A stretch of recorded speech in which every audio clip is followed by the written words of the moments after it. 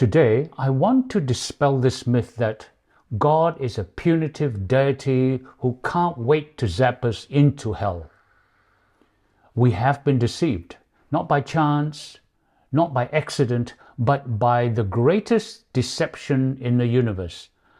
The father of lies has infected our minds and our churches with a false teaching that distorts the very character of God.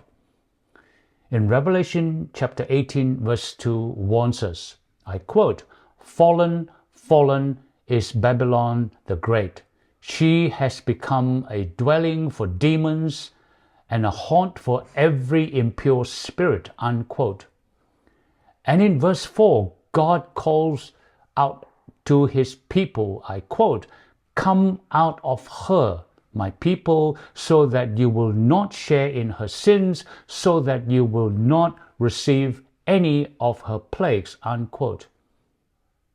Now, the Babylon of confusion is not just a place, it is a system of lies that misrepresent God's character and his laws. And one of the greatest lies ever told is that God's government operates like human governments, like governments that enforce laws through imposed rules and inflicted punishments. Now, we have been led to believe that if we break God's law, he will require to inflict suffering, torment, and even eternal punishment upon us to uphold justice. But this is not how God's kingdom works. God's laws are not like human laws. Human laws have no inherent consequences. They are made up rules that requires an external enforcer. For example, the speeding limits exist to regulate traffic, and if you break them, an officer, a police officer, must catch you first and issue a fine. But what happens if there's no officer is present? You may violate the speed limit and suffer no immediate consequence. The law is only enforced if an authority figure detects your transgression and imposes a penalty. Now, this is true for all human laws, whether it's theft or tax evasion or any other regulation. It requires an external authority to enforce punishment. In contrast, God's law are not arbitrary rules needing enforcement. They are the very design protocols upon which life itself is built. They have inherent consequences, in other words, like the law of gravity, unchanging, unbreakable in their function.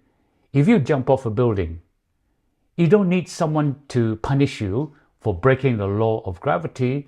The natural consequence is your own injury or death. The same principle applies to God's moral laws, or I call it God's life-giving design. Take, for example, the law of love and the law of truthfulness. If you lie and you deceive others, the natural consequence is broken trust, damaged relationship, and a loss of integrity. If you engage in selfishness, greed, or hatred, the natural outcome is isolation, is suffering, and a deterioration of your character. If you persist in living out of harmony with God's life-giving design or God's laws, living in ways that deviate or transgress from God's design laws, you separate yourself from the very source of life.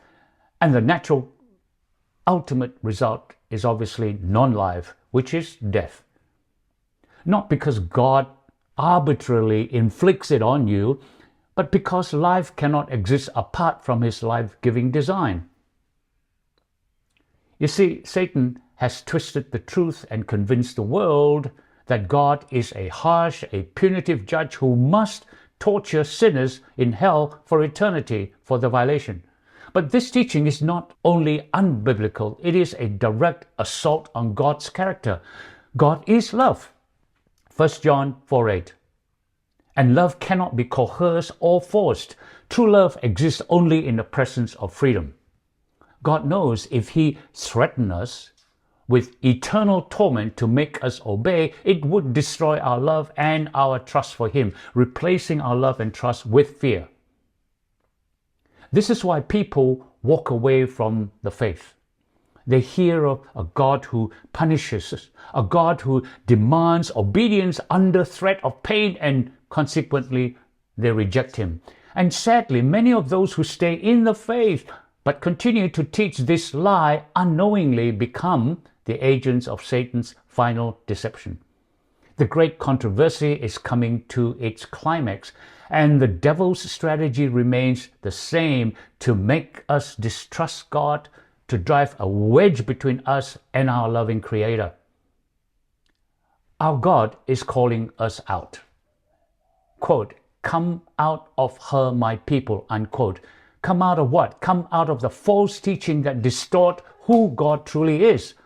Come back to the truth that God is not our executioner but our healer, that His laws are the blueprint for life, not arbitrary rules enforced by threats of punishment. The truth that sin, when unhealed, naturally leads to death, not because God kills, but because separation from His life-giving design results in non-life.